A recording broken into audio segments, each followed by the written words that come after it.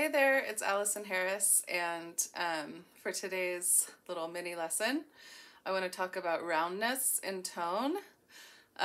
This is one of the aspects of vocal techniques that is trickier to master because what essentially you're going to do to create roundness of tone is really get the roundness physically into the very back of your throat, which means a relaxed low tongue. The back of your tongue is relaxed, your jaw is relaxed. I did another video on vocal tension.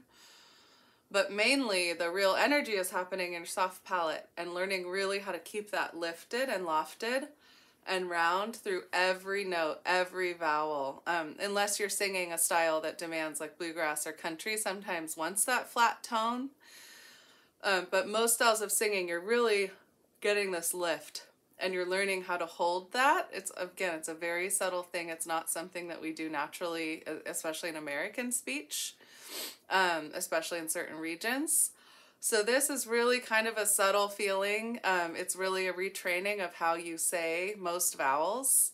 But it's crucial to really getting that warmth of tone, creating a consistent tone through different words, and also not having flat vowel words like me, I turns into an E at the end, and flat, like for example, and. So I just want to talk a little bit about that to give you an introduction to some of the things you can try. So one thing I've talked a lot about lately is that a good place to start is actually with the inhale. So making sure that you're inhaling kind of this yawny. When you yawn, your soft palate lifts.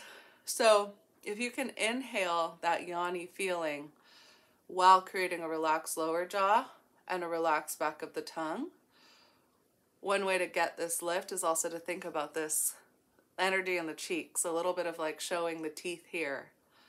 So you have the relaxed energy here, engaged energy here, and in the roof of the mouth.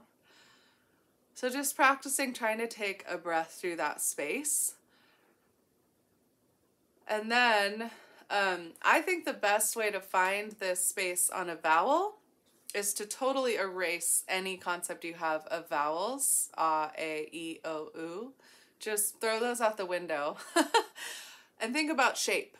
So what you're thinking about is that feeling. What if you lower the jaw, relax the lower jaw, drop the tongue, take that breath, try to feel that lift, and then sing, ah,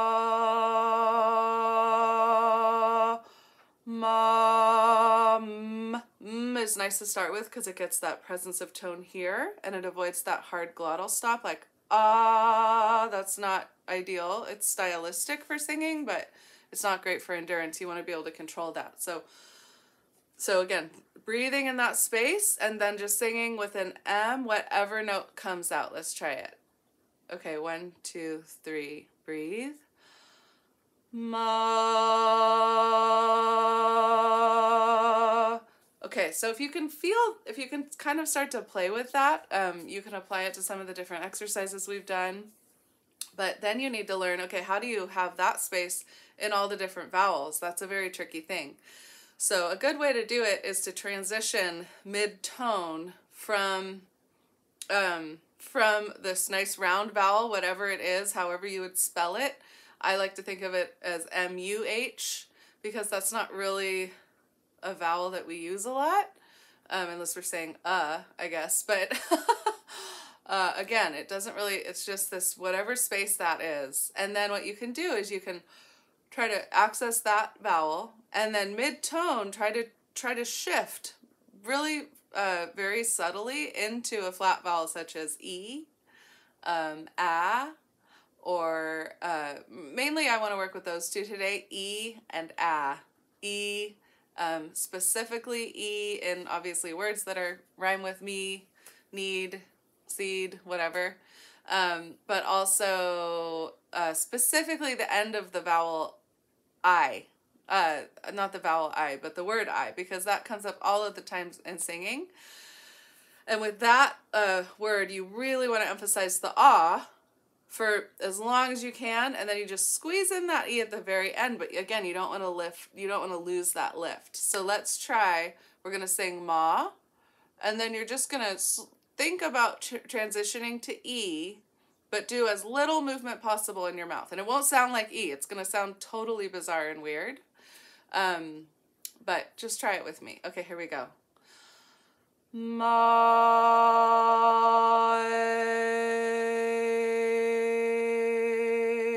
Okay, so I didn't really get to E there, right? But you get the point. It's like you can change the vowel. Really what happens is your tongue is moving to try to shift the vowel, but you're resisting the urge to do me, because if you have to sing that note high, and it's gonna really ruin everything and not feel good. So with E, another trick is to infuse some U into it. So this is like the German U with an umlaut. That's how I learned this tone. So if you go from ooh and then try to retain the roundness of the ooh but shift to an E, ooh,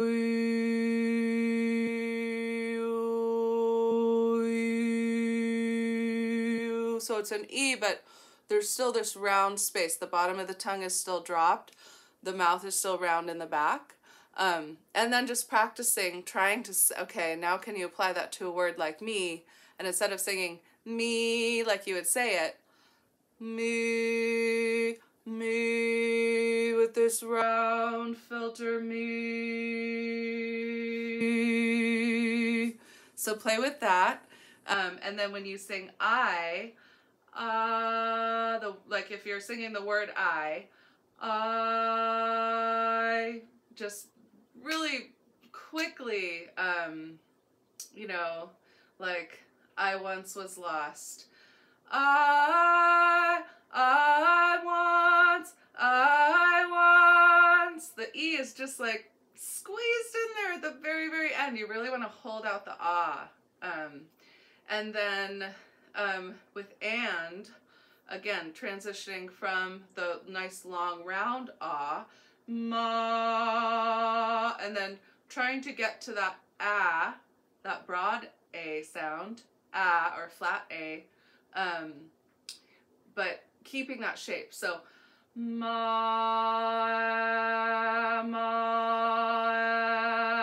So if I said and,